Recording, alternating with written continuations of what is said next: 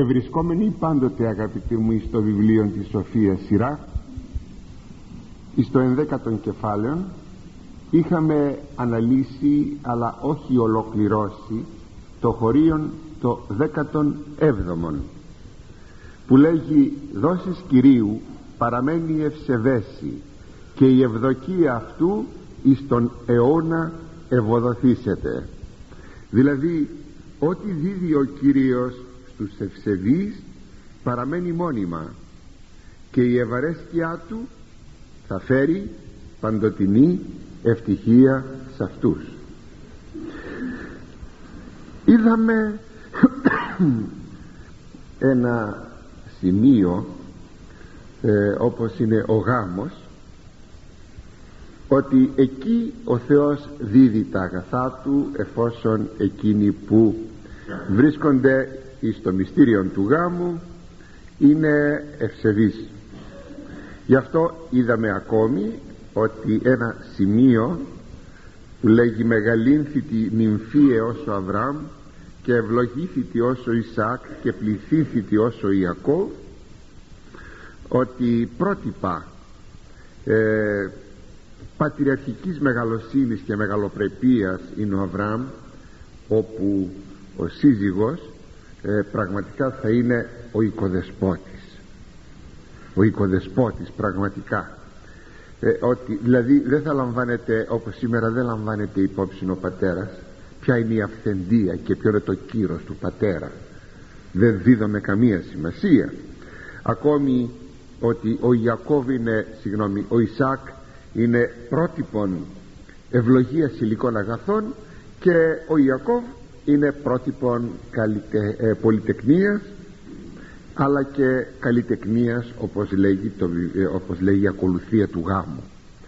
Αυτά λέγαμε την περασμένη φορά, και ότι ακόμη ευχόμεθα όπως ο Κύριος εμπλήσει, γεμίσει τις αποθήκες των νέων νύμφων με όλα τα αγαθά του. Σας είχα πει όμως ότι σε μια παράλληλη περίπτωση είναι η αρτοκλασία, που ζητούμε εκεί όχι απλώς να ευλογήσει ο Θεός τα αγαθά των σύτων, των ίνων και των έλεων, αλλά ακόμη να αγιαστούν οι μετέχοντες, και τους εξ αυτών λέγει μεταλαμβάνοντας, εξ αυτών των άρτων εννοείται, μεταλαμβάνοντας πιστούς δούλους σου αγίασον. Και ότι ο αγιασμός αυτός δεν είναι μόνο στο σώμα, αλλά είναι και στην ψυχή, δηλαδή αγιασμός αμφωτέρων. Λέγαμε όμως ότι όλα αυτά βέβαια, ενώ υπάρχουν στην Καινή Διαθήκη, πιο πολύ προσυδειάζουν στην Παλαιά Διαθήκη, διότι μέσα στο γάμο πια μπαίνει ένα καινούριο στοιχείο, είναι το σταυρικό και το μαρτυρικό στοιχείο. Εδώ είχαμε σταματήσει την περασμένη φορά. Είπα τα προηγούμενα απλώς για να συνδέσω. Και το μαρτυρικό στοιχείο γίνεται φανερό από εκείνο το γνωστό τροπάριο που λέγεται, όταν περί το τραπεζάκι, περί την τράπεζαν, περί την Αγίαν Τράπεζαν, θα λέγαμε παλαιότατα, έκλειναν έναν χώρο αγιασμού οι νεόνυμφοι χορεύοντες. Με το Ισαΐα χόρευε, δηλαδή χοροπίδα. Δηλαδή πως κανείς όταν έχει μια χαρά χοροπηδά, αυτό θα πει χόρευε, είναι ένα είδος χορού. Και ακόμη ότι το τροπάριον Άγιοι μάρτυρες, οι καλώς αθλήσαντες και στεφανοθέντες και τα λοιπά, αναμφισβήτητα, όχι επειδή αναφέρεται το στεφανοθέντες, γι' αυτό γίνεται μνήα των μαρτύρων, επειδή στο μυστήριο του γάμου έχουμε το στεφάνομα των γνωστών. Όχι, αυτό θα έλεγα ευκαιριακά μπορούσε να υποθεί. Η ουσία του πράγματος είναι ότι ο γάμος έχει διαστάσεις μαρτυρικές. Είναι ένα μαρτύριο, διότι ο ένας πρέπει να φέρει τον άλλον, να σηκώνει ο ένας τον άλλον, και αυτό το σήκωμα μες στο γάμο είναι ένα μαρτύριο. Τώρα μου ήρθε στο νου κάποτε προ πολλών ετών, μπορεί να είναι 15-20 χρόνια, είχα διαβάσει στην εφημερίδα κάτι πολύ συγκινητικό, κάπου εκεί στην Τριχονίδα, στην Βρυτανία, σε ένα ορεινό χωριό, ούτε γιατρός υπήρχε ούτε τίποτε. Μια γυναίκα ξαφνικά αρρώστησε, είχε πολύ ανάγκη να μεταφερθεί στο Αγρίνιον. Σε μια πολύ μεγάλη απόσταση νύχτα την πήρε ο σύζυγός της στην πλάτη του. Φαίνεται δεν υπήρχε κανένας άλλος τρόπος. Πολλά χιλιόμετρα για να τη φέρει σε ένα σημείο και μετά από εκεί να πάνε στο Αγρίνιον. Βλέπετε αγαπητοί μου ότι με έναν εικονικό τρόπο, αυτό είναι ένα εικονικό παράδειγμα για να δει κανείς πως ο ένας σηκώνει τον άλλον. Αυτό είναι ο γάμος, και ο γάμος είναι πράγματι ένα μαρτύριο, αρκεί μόνο όπως ζητείτε το μαρτύριο να είναι νόμιμον. Όπως λέγει ο Απόστολος Παύλος στον Τιμόθεο, πρέπει κανείς όπως ο αθλητής νομίμως να αθλήσει. Και ποια είναι η νόμιμος άθλησης? Να μην γογγίσεις, να μην δημιουργήσεις προβλήματα παραπανίσια σε εκείνο το οποίο υπάρχει μπροστά σου, είτε σύζυγος άνδρας είσαι είτε γυναίκα είσαι, ό,τι είναι, να μην παρεκτραπείς σε αμαρτίες όπως είναι η μοιχεία και ούτω καθεξής. Αυτή είναι η νόμιμος άθλησης. Είναι η σύζυγός σου άρρωστη, φρόντισε, και μάλιστα σε τρόπο που να είναι αδύνατο να προσεγγίσεις και να έχεις σχέσεις ως σύζυγος, φρόντισε να μην είσαι εγκρατής. Αυτό είναι νόμιμος άθλησης. Δηλαδή μην αναζητάς έξω στην μοιχεία μια ικανοποίησή σου και ούτω καθεξής. Όλα αυτά αποτελούν και συνιστούν, βέβαια το θέμα μας δεν είναι αυτό για να το εξαντλήσω, απλώς ακροθυγώς μιλάω, αποτελούν την νομιμότητα του μαρτυρίου μέσα εις των γάμων. Ακόμη γίνεται αναφορά και του Τιμίου Σταυρού. Όπως σας είπα έχει διαστάσεις μαρτυρίου και σταυρικής ζωής. Υπάρχει το σταυρικό στοιχείο, δηλαδή μνημονεύεται, αναφέρεται στην εξής φράση μέσα στην ακολουθία του γάμου: και έλθει επ' αυτούς, το έλθει με όμικρον γιώτα, δηλαδή ήθε να έλθει, και έλθει επ' αυτούς η χαρά εκείνη την έσχεν η μακαρία Ελένη, ότε έβρε των τίμιων σταυρών. Ήθε λέει να έλθει η χαρά εκείνη σε ποιους? Στους νεονύμφους. Εκείνη τη χαρά που είχε η Αγία η Μακαρία Ελένη όταν βρήκε των τίμιων σταυρών. Και στην απόλυση του μυστηρίου του γάμου λέμε μεταξύ των άλλων μνημονεύσεων των Αγίων Θεοστέπτων Βασιλέων και Αποστόλων Κωνσταντίνου και Ελένης. Θα μου πείτε βέβαια εδώ ότι υπάρχει το στοιχείο πάλι της στέψεως Θεοστέπτων Βασιλέων, γι' αυτό ακριβώς γίνεται και λόγος. Ναι, αλλά δεν είναι αυτό το κύριο σημείο. Αν θέλετε όμως, μια που ανεφέρθη, να σας το πω και αυτό. Κάποτε προ πολλών ετών, ίσως παραπάνω από 25 χρόνια, είχα δει σε κάποιο χωριό της επαρχίας μας, δηλαδή σε ένα ναό χωριού της επαρχίας μας, κάπου σε ένα ντουλάπι, δυο στέματα, σιδερένια ήταν, και ρώτησα τι είναι αυτά, και μου είπαν ότι χρησιμοποιούνται παλιά στους γάμους.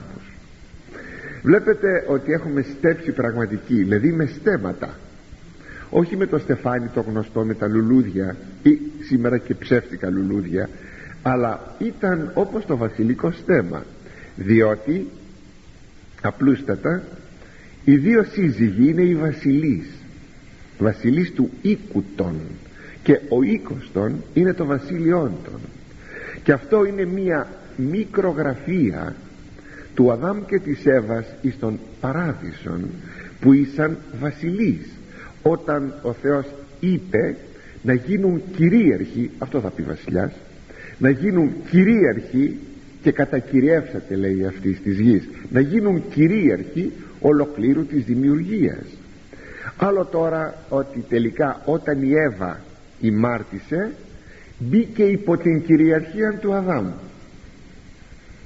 και της είπε ο Θεός ότι θα σου κατακυριεύσει ο ανήρ σου. Ήταν μια τιμωρία της αυτό, ενώ ή το βασίλισσα να είναι συγκυρίαρχος με τον άνδρα, όμως τώρα υφίσταται αυτό. Βλέπουμε όμως παρατάστα, ενώ δεν καταργείται αυτό, γιατί η δε γίνει να φοβείται τον άνδρα που λέγει ο Απόστολος Παύλος, όμως ουσιαστικά και οι δυο διασώζουν αυτήν την ιδιότητα, διότι και ο Αδάμ έπεσε, όπως και η Εύα έπεσε. Δηλαδή να είναι συγκυρίαρχοι και συμβασιλείς μέσα εις το σπίτι τους, ως μικρογραφία ολοκλήρου της δημιουργίας.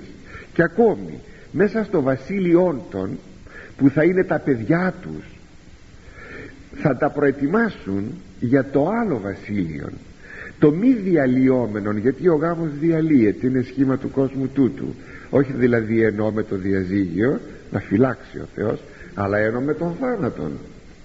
Και προετοιμάζονται και οι σύζυγοι και τα παιδιά δια των νόμιμων βασίλειων και δια την Ιωνίαν βασιλείαν, τη βασιλεία του Θεού, που εκεί, όπως λέγει ο Ευαγγελιστής Ιωάννης στο πρώτο του κεφάλαιο στην Αποκάλυψη, θα είναι βασιλείς και ιερείς. Αυτά δείχνουν το στέμμα. Όμως δεν είναι αυτό μόνον με μία κίνηση, με ένα λόγο. Η Αγία Γραφή και οι πράξεις της Εκκλησίας στη διατύπωση εκφράζουν πολλά. Πίσω από αυτό για την στιγμή είναι ο Σταυρός, εκείνο που λέγει που βρήκε τον τίμιον σταυρόν. Γιατί άραγε γίνεται μνήα? Έρεκα της χαράς, δεν θα υπήρχαν άλλα σημεία που να γίνει αναφορά της χαράς, και γίνεται η αναφορά της χαράς με την ευκαιρία της ευρέσεως του τιμίου σταυρού? Δεν νομίζετε πως λοιπόν, γιατί ακριβώς θέλει να τονιστεί το σημείο του σταυρού. Για να σας το δείξω αυτό, ότι η ευτυχία, η βασιλεία και η δόξα είναι ο σταυρός. Όταν ο Κύριος την Μεγάλη Πέμπτη είπε τώρα εδοξάστη ο Υιός του ανθρώπου, τι εννοούσε ο Κύριος Ιησούς δόξα του? Τον σταυρόν. Και τώρα Πατέρα μου, λέει, δόξασέ με. Δηλαδή θα το λέγαμε έτσι, δώσε να φτάσω αίσια στο σταυρό, εκεί θα σε δοξάσω και θα με δοξάσεις. Ώστε ποια είναι η δόξα του Χριστού? Είναι ο σταυρός. Προσέξτε, δεν είναι η Ανάσταση, είναι ο σταυρός. Αυτή είναι η δόξα του Χριστού, όπως και η δόξα των μαρτύρων είναι το μαρτύριον. Δεν ήσαν οι Στέφανοι φερειπίν πάνω από τα κεφάλια των 4 Αγίων μαρτύρων, αλλά ήταν το μαρτύριον η δόξα των.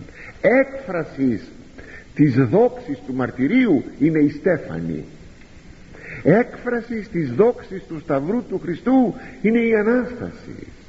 Συνεπώς η δόξα του ζεύγους μέσα στο σπίτι που θα φτιάξουν το σπιτικό τους οι σύζυγοι είναι η δόξα του σταυρού, δηλαδή του σταυρικού βίου, της σταυρικής ζωής. Γιατί απλούστατα το θεμέλιο της ζωής των θα είναι ευαγγελικό και το Ευαγγέλιο είναι σταυρικό.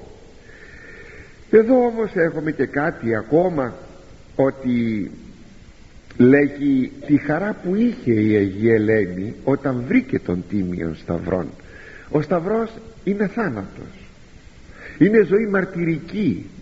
Πώς συμβιβάζεται η χαρά με τον σταυρόν? Και ιστορικά μεν πράγματι χάρηκε η Αγία Ελένη όταν βρήκε τον τίμιον σταυρόν, αλλά θα λέγαμε θεολογικά είναι ο συνδυασμός της χαράς και του σταυρού. Γι' αυτό ακριβώς και οι πατέρες μίλησαν για την χαρμολύπη. Η οικογένεια ζει αυτήν την χαρμολύπη. Βλέπετε λοιπόν ότι πια ο γάμος ξεφεύγει από το να είναι το γέμισμα, η έμπληση των αποθηκών με αγαθά. Θα γεμίσουν και οι αποθήκες, και η Εκκλησία το εύχεται αυτό. Θα γεμίσουν και όλα θα είναι καλά, και παιδιά θα κάνουν πολλά ίσως, και καλλιτεχνία θα έχουν, και νοσηρότητα δεν θα έχουν, και μακροζωία θα εξασφαλίσουν. Όλα αυτά είναι αγαθά, αλλά σας είπα προηγουμένως ότι πιο πολλοί ανήκουν αυτά στον χώρο της Παλαιάς Διαθήκης, και περισσότερο στον χώρο της Καινής ανήκει το μαρτύριον και ο Σταυρός, σαν μια προετοιμασία για τη Βασιλεία του Θεού. Πιθανώς όμως εδώ να υπάρχει μια ένσταση ότι και οι ασεβείς έχουν πλούτη, γιατί το χωρίον μας λέγει ότι τους ευσεβείς ο Κύριος θα ευλογήσει. Ναι, την απάντηση θα τη δούμε στον επόμενο στίχο. Ακόμη υπάρχει και η εξής θέση. Γιατί ο Θεός αφήρεσε τα αγαθά από τον Ιώβ που ήταν ευσεβής? Αυτό έγινε κατά παραχώρηση, διότι θα ενθυμίστε ότι ο λόγος μας ήταν δια το κατά παραχώρηση και το κατευδοκίαν θέλημα του Θεού, διότι με τον τρόπο αυτόν που ο Θεός παρεχώρησε απεκαλύφθη το μεγαλείον της ψυχής του Ιώβ, έγινε τύπος του Ιησού Χριστού. Γι' αυτό διαβάζουμε τη Μεγάλη Εβδομάδα ιδίως αποσπάσματα από τον Ιώβ. Είναι τύπος του Ιησού Χριστού. Απεκαλύφθη το μεγαλείον της υπομονής του, της αρετής της υπομονής του, αλλά και της πίστεώς του, και ακόμη αν θέλετε όλο το θεολογικό βάθος της ψυχής του Ιώβ. Και όλα αυτά έγιναν με μία παραχώρηση. Ο διάβολος νόμισε ότι θα έκαμπτε τον Ιώβ, ο Θεός επέτρεψε να μοιάσει ότι θα καμφθεί, όμως ο διάβολος έγινε τώρα, θα λέγαμε, η αφορμή να αποκαλυφθεί με το κατά παραχώρηση θέλημα του Θεού, να αποκαλυφθεί το σπουδαίο πρόσωπο του Ιώβ.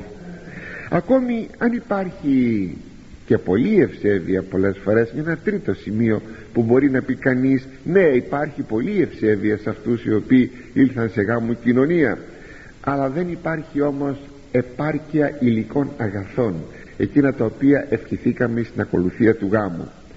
Αυτό ανήκει στη γνώση και στη σοφία του Θεού. Το γιατί, ενώ είναι πολύ ευσεβής, δεν έδωσε ο Θεός πολλά τα υλικά αγαθά. Σας ξαναλέγω, ανήκει στην γνώση και τη σοφία του Θεού. Και ερχόμεθα, αφού τελειώσουμε αυτό το χωρίον, το ολοκληρώσαμε δηλαδή το προηγούμενο, το 17ο, τώρα ερχόμεθα, αγαπητοί μου, στα χωρία 18 και 19.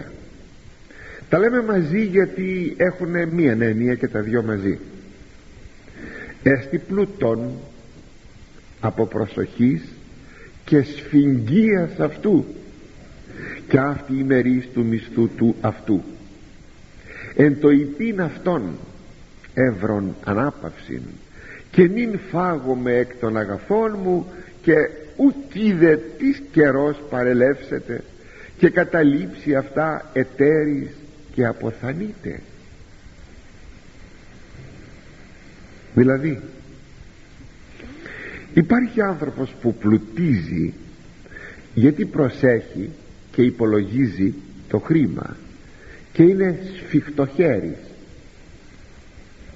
αλλά να ποια θα είναι η αμοιβή του όταν θα πει βρήκα επιτέλους ανάπαυση και τώρα θα τρώγω από τα αγαθά μου και θα τα απολαμβάνω, χωρίς να ξέρει πόσο καιρό θα κρατήσει αυτή η απολαβή, και πεθάνει και τα αφήσει σε άλλους. Είδατε ότι η απάντηση γιατί μπορεί ο Θεός να επιτρέψει να πλουτίσει κάποιος ενώ δεν είναι ευσεβής? Σας είπα προηγουμένως, ο επόμενος στίχος μας δίνει την απάντηση. Θα το προσέξουμε αυτό. Δηλαδή εν αντιθέσει με εκείνον τον ευσεβή πάντοτε που ευλογεί ο Θεός, εδώ, και έχει μάλιστα επάρκεια αγαθών, εδώ έρχεται και εκείνος που θα δημιουργήσει πλούτη με καθαρά δική του πρόβλεψη.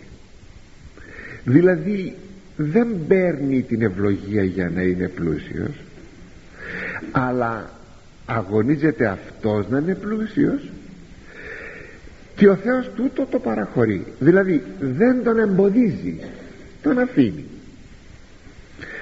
Αυτός ο άνθρωπος, και μην το ξεχνούμε, βρίσκεται στο κατά παραχώρηση θέλημα του Θεού. Το υπογραμμίζω αυτό. Ποια είναι τα μέσα εκείνα τα οποία μετέρχεται αυτός ο άνθρωπος? Μας λέγει το χωρίον, από προσοχής και σφυγγίας αυτού. Γάμα, σφυγγίας αυτού. Τι θα πει προσοχή? Προσοχή θα πει ότι προσέχεις το χρήμα, δίδει πολύ σημασία, πολύ αξία στο χρήμα. Και σφυγγία, από το σφίγγο, σημαίνει σφίγξιμο του χεριού, να μην διαφύγει ούτε μια δραχμή. Έτσι, αν προσέχει το χρήμα και το σφίγγει το χρήμα, θα γίνει πλούσιος. Είναι πάρα πολύ φυσικό, αλλά πάντα κατά παραχώρηση. Σας το ξαναλέω. Τι είναι αυτή η σφυγγία? Είναι τσιγκουνιά. Είναι ο τσιγκούνης άνθρωπος, είναι ο σπαγκοραμένος. Για ωραία έκφραση αυτή, λαϊκή, νεοελληνική, λαϊκή, σπαγκοραμένος. Τώρα ράβει με σπάγκο? Είναι ο ίδιος ραμμένος με σπάγκο? Όπως θέλει του πάρτε το. Ή όπως λέει ακόμη ο λαός, είναι τόσο τσιγκούνης που δεν δίδει ούτε του αγγέλου του νερό. Δεν λέει ψωμί, λέει νερό. Και ο σκοπός να γίνει πλούσιος, και όταν γίνει κατοπινά να απολαμβάνει φυσικά μόνος του πια τα αγαθά του.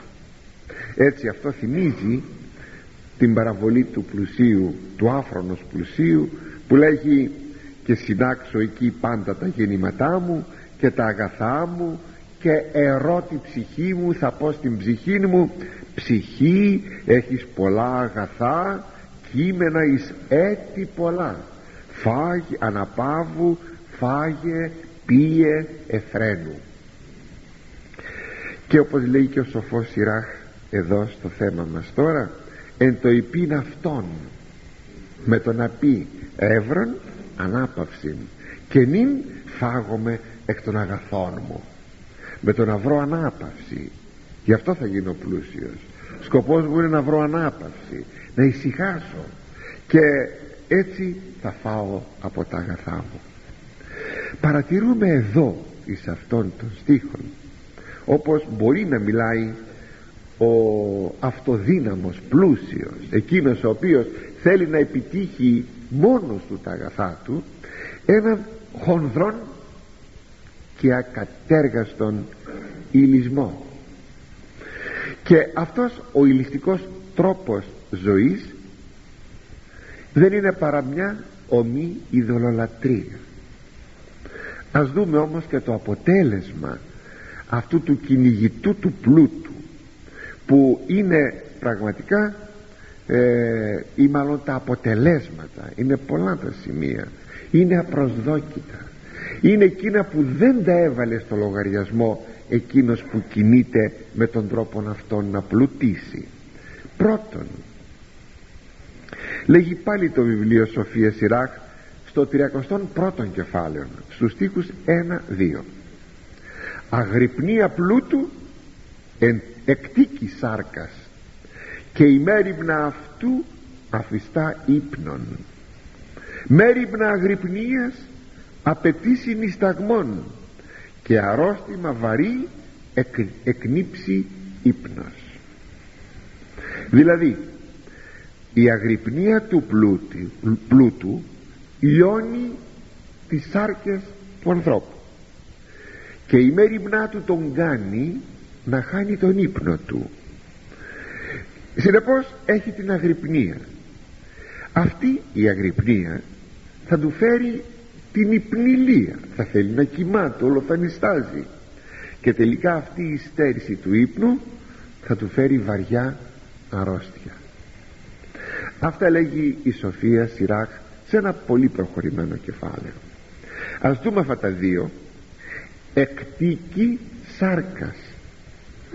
Άνθρωπε, όταν αγωνίζεσαι έτσι, στο 8ωρο που δουλεύεις βάλεις ακόμα ένα 8ωρο για να επιτύχεις των γρήγορων πλουτισμών, αυτό θα σε κάνει να λιώσεις. Θα λιώσεις. Ακόμη αφιστά ύπνον θα σε κάνει να χάνεις τον ύπνο σου, ή δηλαδή να τον χάνεις με την έννοια όχι ότι δεν θα μπορείς να κοιμηθείς, δεν θα σου έρχεται ο ύπνος, αλλά ότι θα προσπαθείς να μην κοιμηθείς για να βγάλεις, ας πούμε, τα 2 8ωρα εργασίας.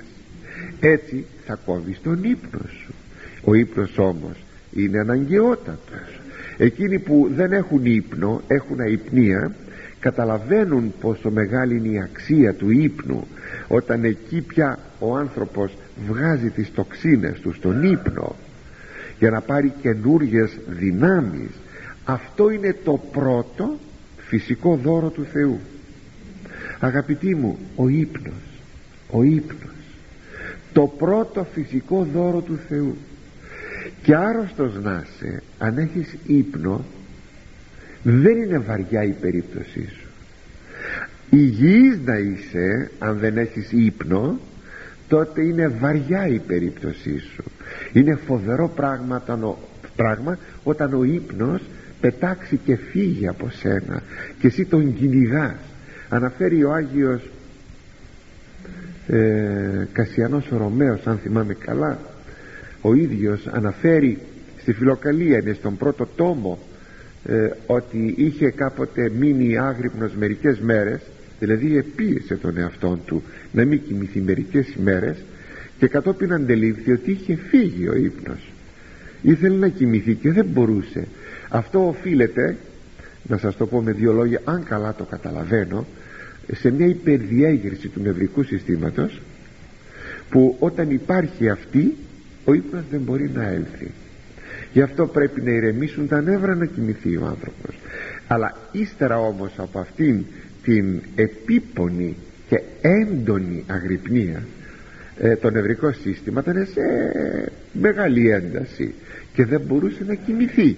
Το έκανε βέβαια από μία ανάσκηση, και κατόπιν λέγει ο ίδιος ότι το αδιάκριτος σε αυτή του την άσκηση, και κατόπιν λέγει παρακαλούσα τον Κύριον να μου δώσει ύπνον.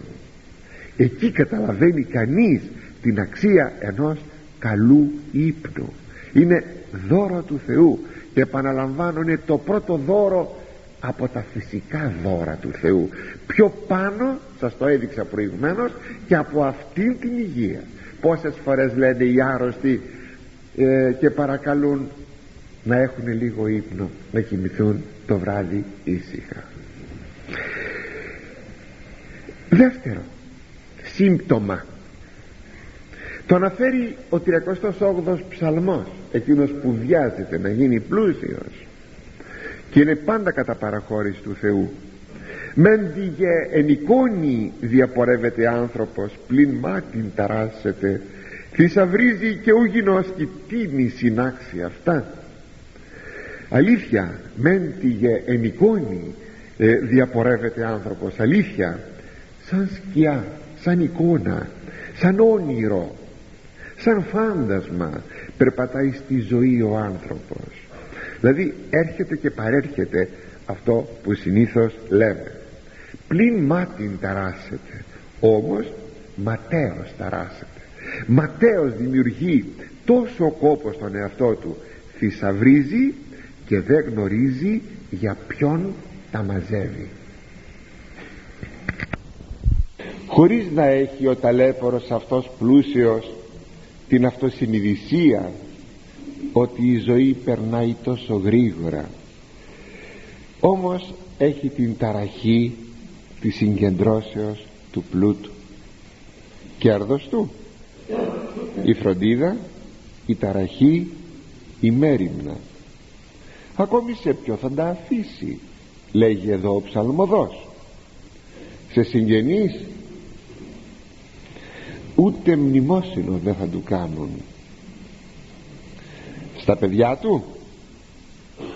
Θα μαλώνουν και θα τον καταρώνται αν είναι πλούσιος, και ακόμη θα τα σπαταλήσουν με τόση ευκολία, αντιστρόφως ανάλογα, με όση δυσκολία εκείνος τα μάζευε τα χρήματα, γιατί εκείνα που δεν κοπιάσαμε, εκείνα που δεν δουλέψαμε, τα ξοδεύουμε γρήγορα.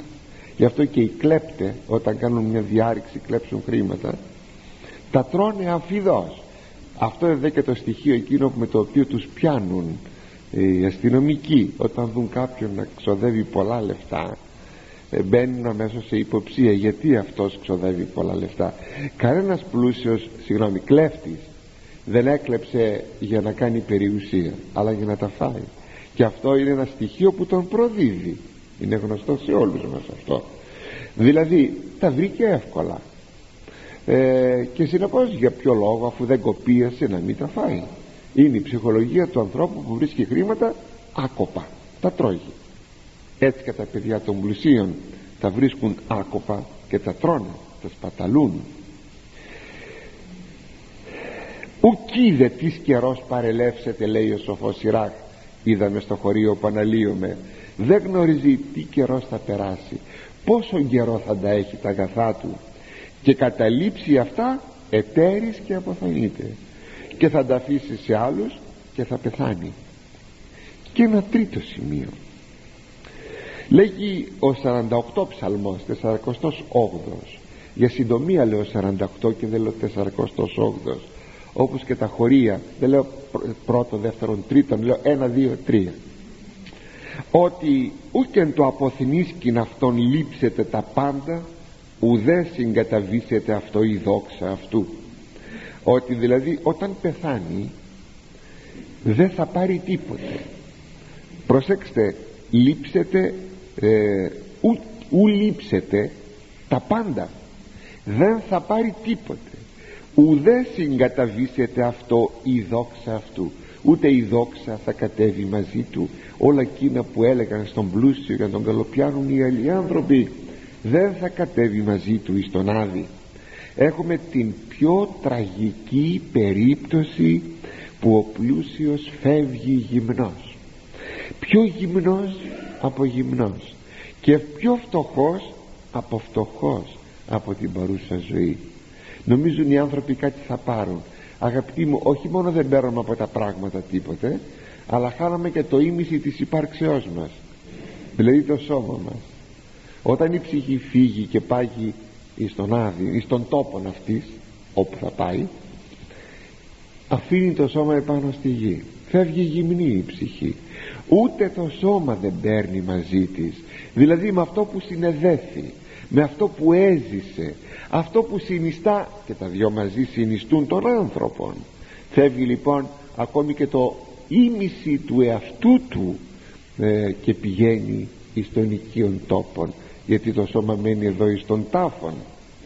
Και η πραγματικότητα είναι ότι καθώς εξήλθεν, λέγει ο εκκλησιαστής στο 5ο κεφάλαιο, καθώς εξήλθεν από γαστρός αυτού γυμνός, επιστρέψει του πορευθύνε ως οίκη. Γυμνός ήρθε, θα επιστρέψει όπως ήρθε, δηλαδή πάλι γυμνός. Και ουδέν ου λείψετε εν το μόχθο αυτού, ή να πορευτεί εν χειρή αυτού, και τίποτα δεν θα πάρει από τον κόπο του στο χέρι του για να φύγει. Και ενώ ο εκκλησιαστής μας λέγει αυτό, λέγει ότι, σε μια μετάφραση, όλες οι ημέρες του πλεονέκτου πλουσίου είναι βυθισμένες στο σκοτάδι και στη λύπη από την αγωνία του για πλουτισμό. Οι ημέρες του περνούν με πολύ θυμό και οδύνη και πικρία. Αλήθεια, βλέπει κανείς τον άλλον να έχει αγαθά και νομίζει ότι αυτός είναι ευτυχής. Δεν είναι, αγαπητοί μου, δεν είναι. Αυτό ποικιλοτρόπως το παρουσιάζει ο Λόγος του Θεού. Η ευσέβεια κάνει τον άνθρωπο ευτυχή, είτε πλούσιος είναι είτε φτωχός είναι, και όχι όταν μόνος του προσπαθεί να είναι αυτό που είναι. Διότι και ο φτωχός, εδώ που τα λέμε, όταν είναι φτωχός πολλές φορές από μια κακοκεφαλιά του, ή αν δεν είναι από κακοκεφαλιά αλλά απλώς είναι φτωχός, αλλά δεν είναι ευσεβής, είναι πάλι δυστυχής. Ξαναλέγω για δεύτερη φορά, είτε πλούσιος είσαι είτε φτωχός είσαι, την ευτυχία θα σου τη δώσει μόνον η ευσέβεια, τίποτε άλλο. Και συνεπώς ό,τι και αν συμβαίνει από τα δυο, πλούτος ή πτωχία, θα είναι το κατευδοκίαν θέλημα του Θεού. Διότι κατευδοκίαν η πτωχία, ναι, διότι πόσες φορές ο άνθρωπος ακριβώς σώζεται γιατί έχει μία πτωχία και δεν μπαίνει σε πειρασμούς. Ο πλούσιος πρέπει να είναι σε μία διαρκή, θα λέγαμε, αγρυπνία, να μην αμαρτήσει, και ακόμη πρέπει να έχει κοινωνία των αγαθών του με τους φτωχούς. Εάν σε αυτά δεν προσέξει, δεν χάνει την ψυχή του.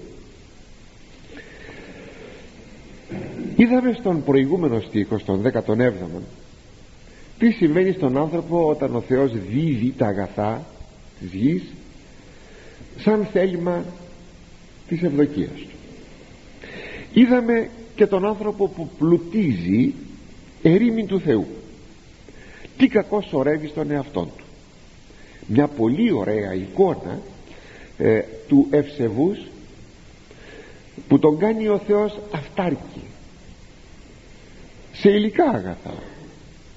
Μας δίδει ο εκκλησιαστής εκείνο που σας είπα, δηλαδή δεν έχει σημασία αν είσαι φτωχός ή πλούσιος, να είσαι ευτυχής, να είσαι ευσεβής για να είσαι ευτυχής. Ακούστε τι λέγει στο 5ο κεφάλαιο ο εκκλησιαστής. Σας το διαβάζω σε απόδοση, σε μετάφραση. Να εγώ τι θεωρώ καλό, δηλαδή ωφέλιμο, είναι εκείνο που θα φάγει και θα πιει ο άνθρωπος και θα χαρεί τα αγαθά των κόπων που καταβάλει κάτω από τον ήλιο σε όλη του τη ζωή που του χάρισε ο Θεός. Αυτό θα είναι το μερίδιό του και το κέρδος του. Σε όποιον άνθρωπο έδωκε ο Θεός πλούτο και αγαθά και του έδωσε την εξουσία να τρώγει από αυτά, αν είναι υγιής εννοείται, και να τα κατέχει χωρίς αγωνία και να χαίρεται τους κόπους του, αυτό είναι δώρο του Θεού. Τούτο δώμα Θεού εστίν. Αυτό είναι το δώρο του Θεού. Δηλαδή, με άλλα λόγια, να μην έχεις όλες εκείνες τις αγωνίες, όλη εκείνη τη φροντίδα, αλλά έτσι μπορείς να χαρείς ό,τι ο Θεός σου δίδει. Και πηγαίνουμε στον επόμενο στίχον των 20. Στήθη εν διαθήκη σου και ομίλιαν αυτή και εν το έργο σου παλαιόθητη. Δηλαδή, σύ όμως ο ευσεβής, βλέπετε είναι συνέχεια ενιολογικός. Τα χωρία που λέμε τώρα είναι συνέχεια, συμπληρώνουν δηλαδή ένα θέμα τα χωρία αυτά. Βέβαια τα παίρνουμε ένα-ένα για να κάνουμε μια καλύτερη έτσι ανάλυση.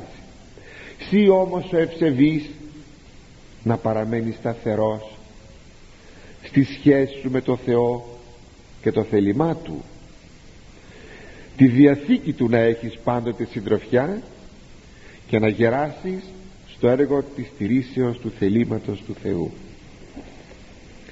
Εδώ βλέπουμε ότι επανέρχεται ο Ιερός Συντάκτης, όπως σας εξήγησα προηγουμένως, ότι δεν πρέπει να ζητούμε την ευημερία έξω από το Θεό, έξω από το κατευδοκίαν θέλημά του. Γι' αυτό τι γράφει? Στήθη εν διαθήκη σου, στάσου καλά στη διαθήκη σου, δηλαδή φρόντισε να μείνεις σταθερός σε ό,τι ο Θεός συνεφώνησε μαζί σου. Γιατί αυτή είναι η Διαθήκη, είναι η συμφωνία που κάνει ο Θεός με τον άνθρωπο, ο άνθρωπος με τον Θεό. Πως το λέγει αυτό? Ξέρετε, να σας το θυμίσω, γιατί αναφέρεται σε όλες τις εντολές του. Είναι από το βιβλίο της Εξόδου, στο 19ο κεφάλαιο. Λέγει: «Και νυν, εάν ακούσετε της εμείς φωνής και φυλάξετε την διαθήκη μου», όταν με ακούσετε τη φωνή μου και διατηρήσετε, φυλάξετε τη διαθήκη μου, έσεσθε μη λαός περιούσιος από πάντων των εθνών. Θα είσαστε δικός μου λαός, περιουσία δική μου από όλους τους λαούς της γης. Ημείς δε έσεσθε μη βασίλειον ιεράτευμα και έθνος Άγιον. Εσείς θα σταθείτε δικό μου βασίλειον ιεράτευμα και έθνος Άγιον. Προσέξτε το βασίλειον ιεράτευμα, εκείνο που είχαμε πει προηγουμένως στην αρχή, πως στο γάμο που λέγαμε ότι τα στέματα που βάζουν οι νεόνυμφοι, είδατε ότι εσείς είσαστε βασιλιάδες. Αυτό είναι το βασίλειον ιεράτευμα. Είσαστε βασιλιάδες, είσαστε και ιερείς. Το λέγει δε σαφέστατα αυτό και στην Καινή Διαθήκη και αλλού στην Παλαιά.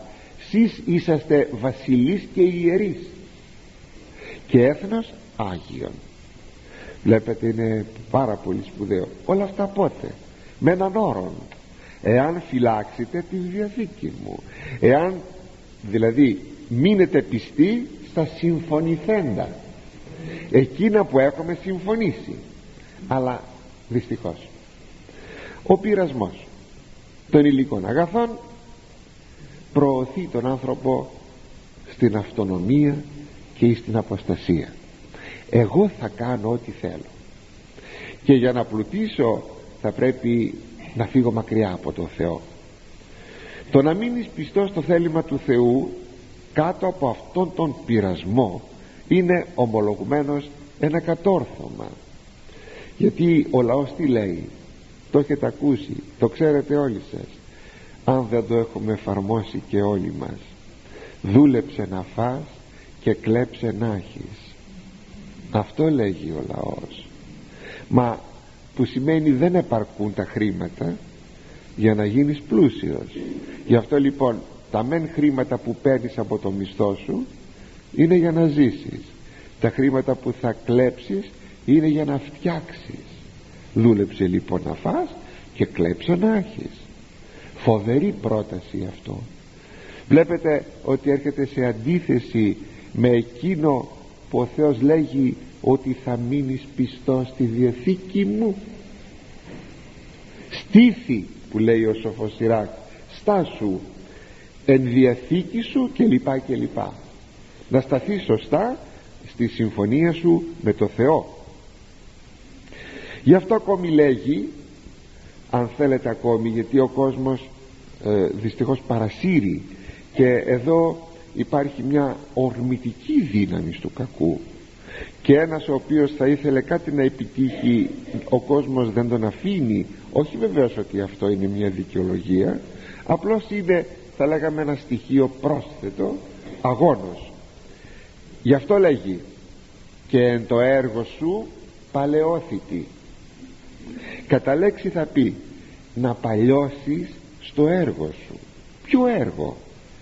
Να μείνεις πιστός στη Διαθήκη που έκανες με τον Θεό, δηλαδή να τηρείς τις εντολές του, διότι το κατεξοχήν έργο του ανθρώπου είναι η τήρηση των εντολών του Θεού.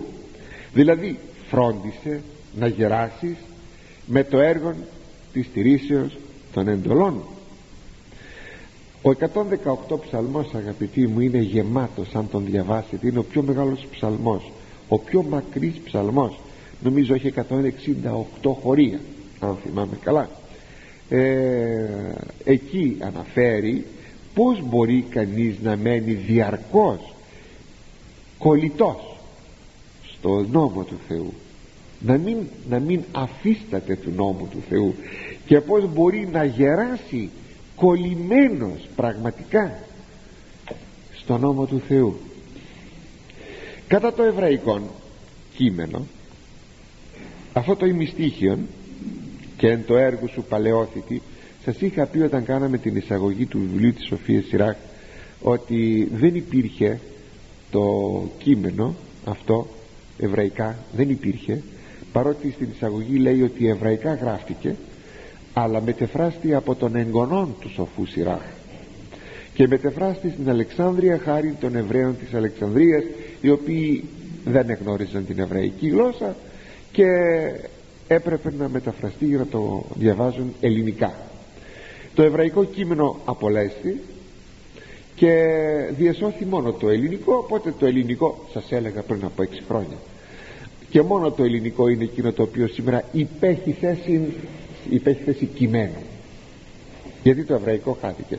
Όμως στα τέλη του περασμένου αιώνος, σε κάτι γκρεμισμένα σπίτια της εποχής εκείνης, αρχαία σπίτια στην Αίγυπτο, από ανασκαφές που έκαναν, βρήκαν τεμάχια ικανά του εβραϊκού κειμένου της Σοφίας Σιράχ.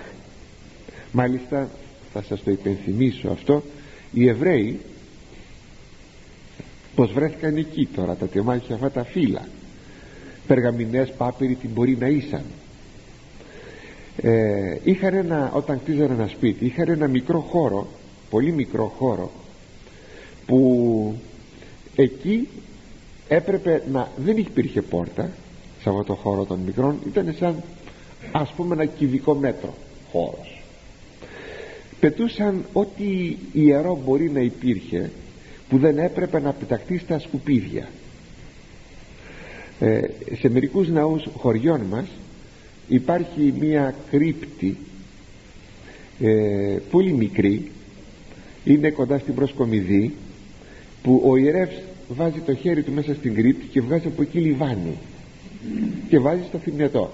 Σε κάποια χωριά μας υπάρχει αυτό. Κάτι τέτοιο ήταν αυτό που σας λέγω τώρα, με τη διαφορά που ήταν λίγο πιο μεγάλο. Έβαζες το χέρι σου και πετούσες εκείνο που έπρεπε να πετάξεις. Τι, μάλιστα η Παλαιά Διαθήκη μας το λέγει αυτό, ήταν τα φυτιλάκια των κανδυλιών από την επτάφωτη λιχνία, ήταν τα κάρβουνα από τα θυμιατά που εθυμίαζαν κλπ. Γνωρίζω πολλοί ευσεβείς από εσάς τα φυτιλάκια και τις στάχτες από τα κάρβουνα δεν τα πετάτε από εδώ και από εκεί, πολύ παραπάνω στα κοινά σκουπίδια, αλλά τα πετούμε κάπου πιο ξεχωριστά. Τα βάζουμε σε ένα σακουλάκι, θα τα πετάξουμε κάπου τέλος πάντων ξεχωριστά, όχι στα κοινά σκουπίδια. Το κάνουν πολλοί ευσεβείς από εσάς. Και τι γίνεται? Τότε οι Εβραίοι, επειδή είχαν αυτή τη συνήθεια από τον νόμο, ήταν αυτή η συνήθεια, δηλαδή ήταν εντολή αυτό το πράγμα, όταν ένα βιβλίο πάλιωνε, δεν μπορούσε πια να χρησιμοποιηθεί, το πετούσαν εκεί μέσα, διότι πια δεν χρησιμοποιείται, αλλά και δεν έπρεπε όμως να πεταχτεί στα κοινά σκουπίδια. Όπως πετιόνταν εκεί, ήρθε ύστερα από πολλά χρόνια, θα λέγαμε ύστερα από 2.000 και πλέον χρόνια, ήρθε ο καιρός να τα βρει αυτά η αρχαιολογική σκαπάνη. Εάν δεν υπήρχαν αυτές οι τρύπες που να πετιόνται τα άχρηστα πλην αγιασμένα πράγματα, θα τα βρίσκαμε αυτά? Δεν τα βρίσκαμε. Πρέπει να σας πω πάντοτε ότι ένα βιβλίο που έχει τυπωμένο το Λόγο του Θεού δεν πρέπει να το πετάμε στα σκουπίδια. Το προσέξουμε αυτό το σημείο. Όπως και θρησκευτικά περιοδικά και τα λοιπά, μπορούμε να τα κάψουμε αν είναι πολλά, ή να τα δώσουμε να τα διαβάσουν και άλλοι.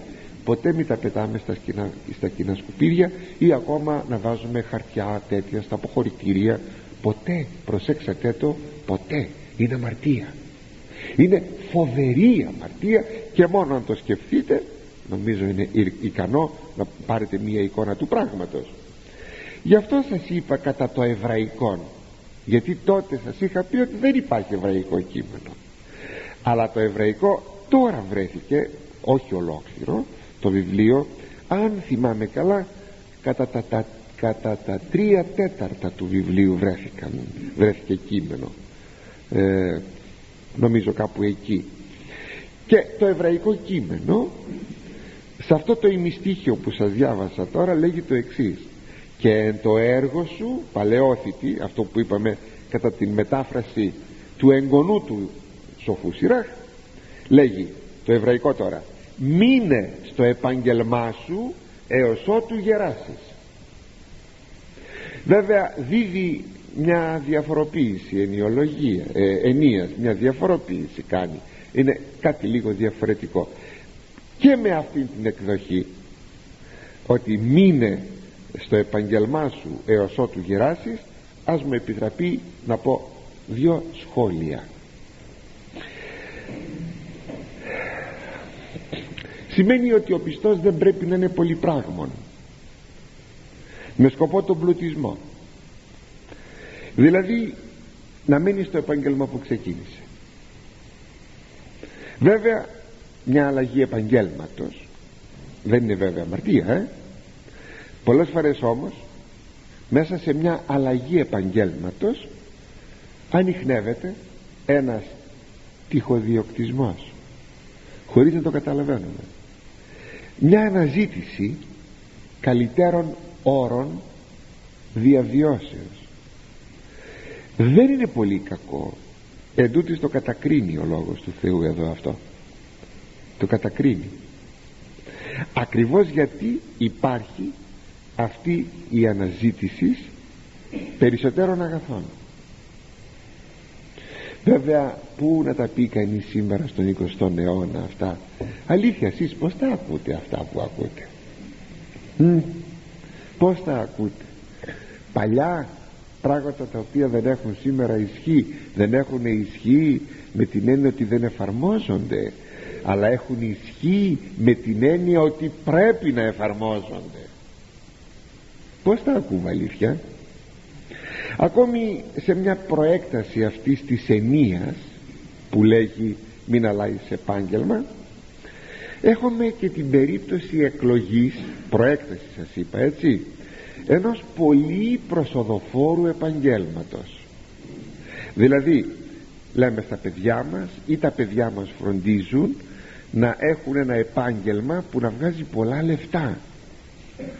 Αυτό είναι μια σύγχρονη τάση, έστω και αν δεν υπάρχει στο παιδί μας οι κλήσεις με γιώτα και οι κλήσεις με ήτα σε αυτό το προσοδοφόρο επάγγελμα. Το αποτέλεσμα είναι να έχουμε αποτυχία, διότι όταν ένα παιδί, ένας νέος διαλέγει ένα επάγγελμα με κριτήριο των πλουτισμών και όχι τι του ταιριάζει στην ψυχή του, στην κλίση του, στο είναι του, σε αυτό για το οποίο κατασκευάστηκε από το Θεό, δεν νομίζετε πως αυτό θα αποβεί σε μία αποτυχία? Και μπορεί να μην αλλάξει επάγγελμα στη ζωή του, θα το φέρει όμως βαρέω στο επάγγελμα αυτό, δεν θα νιώσει ποτέ τη χαρά της δουλειάς του. Υπογραμμίζω, ποτέ τη χαρά της δουλειάς του, γιατί τη δουλειά που αγαπάμε τη χαιρόμαστε πολύ. Αυτά είναι τα άστοχα κριτήρια τα οποία δυστυχώς διαθέτει η εποχή μας. Και ερχόμεθα στον επόμενο στίχο, στον 21ο. Εδώ θα ήθελα λίγο να προσέξουμε. Μη θαύμαζε ενέργης αμαρτωλού, πίστευε το Κυρίο και έμενε το πόνο σου, ότι κούφον εν οφθαλμής Κυρίου διατάχους εξάπινα πλουτής επένητα.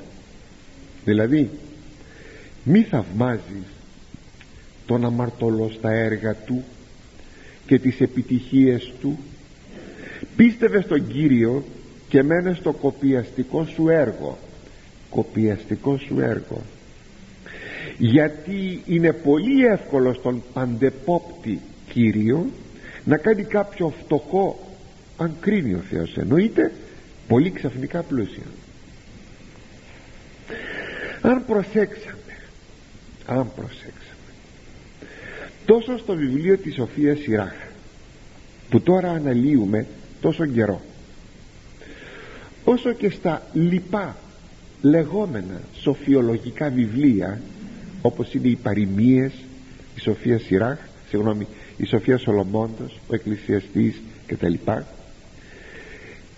συχνά γίνεται λόγος για πτωχούς και πλουσίους, πολύ συχνά.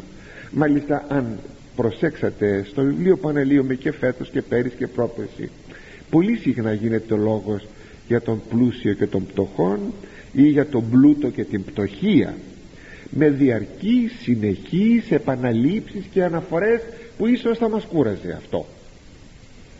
Είναι φανερό ότι το λεγόμενο κοινωνικό πρόβλημα, και το κοινωνικό πρόβλημα δεν είναι παρά η παρουσία του πτωχού και του πλουσίου, αυτό είναι το κοινωνικό πρόβλημα, αυτό συνιστά το κοινωνικό πρόβλημα, πάντοτε φαίνεται απασχολούσε τον άνθρωπο και τις κοινωνίες και πάντοτε ή το οξύ. Μήπως σήμερα διαρκής αναφορά δεν γίνεται στις συζητήσεις μας, στα γραφόμενά μας, στα έντυπα, στα βιβλία, παντού δεν γίνεται διαρκής αναφορά στο λεγόμενο κοινωνικό πρόβλημα? Γύρω από αυτό δεν είναι όλοι εκείνοι οι οποίοι υπόσχονται προεκλογικώς ότι θα δώσουν, θα λύσουν, θα φτιάξουν, θα κάνουν, θα χτίσουν, θα δώσουν χρυσά κουτάλια και ό,τι άλλο και τα λοιπά? Εξίσου εννοείται, όλοι θα τρώνε με χρυσά κουτάλια, όλοι θα είναι έτσι, όλοι θα είναι έτσι. Το λεγόμενο, επαναλαμβάνω, κοινωνικό πρόβλημα. Βέβαια το κοινωνικό πρόβλημα το λύει πολύ απλά η χριστιανική ευσέβεια και η καλλιέργεια, η χριστιανική και ο φόβος του Θεού. Αυτά λύουν το κοινωνικό πρόβλημα. Επειδή όμως αυτά τα στοιχεία του φόβου του Θεού και της πνευματικής ευσεβίας και καλλιεργίας δεν τα συναντούμε στους πολλούς αλλά μόνο στους λίγους, γι' αυτό τα κοινωνικά προβλήματα θα μένουν πάντοτε άλυτα οποιοδήποτε κοινωνικό σύστημα κι αν χρησιμοποιηθεί. Δεν υπάρχει κοινωνικό σύστημα που να μην έχει πρόβλημα. Κανένα κοινωνικό σύστημα δεν έλυσε το κοινωνικό πρόβλημα, γιατί η λύση παραμένει πάντοτε, και το ξέρουν αυτό πολύ καλά εκείνοι που είναι οι δήμονες, παραμένει πάντοτε μια ουτοπία. Απλώς ο καθένας υπόσχεται ότι κάτι πιο πολύ θα λύσει, όχι εξ ολοκλήρου. Γιατί, εδώ προσέξτε, γιατί απλούστατα το πρόβλημα είναι ο ίδιος ο άνθρωπος. Δεν είναι το κοινωνικό σύστημα, είναι ο ίδιος ο άνθρωπος το πρόβλημα. Συνεπώς, αν το πρόβλημα άνθρωπος, πρόβλημα παύλα άνθρωπος, λυθεί, τότε όλα με πολύ απλό τρόπο λύονται. Τότε δεν χρειάζονται βέβαια πια δικαστήρια, ούτε φυλακές, ούτε αστυνομίες. Είδατε σε καμιά ποτέ κοινωνία να έχουν φύγει αυτά? Ποτέ. Συνεπώς είναι μια ουτοπία, όπως βλέπουμε, να λυθεί το κοινωνικό πρόβλημα. Γι' αυτό το λόγο ο Λόγος του Θεού αγωνίζεται όταν αναφέρεται στην Αγία Γραφή διαρκώς το θέμα αυτό. Ανοίξτε καλά τα αυτιά να το καταλάβουμε αυτό. Όχι τόσο για να λυθεί το κοινωνικό πρόβλημα όπως μερικοί κάνουν πολιτική το χριστιανισμό. Δεν λύεται, θα το ξαναλέω. Το πρόβλημα είναι το πρόβλημα άνθρωπος.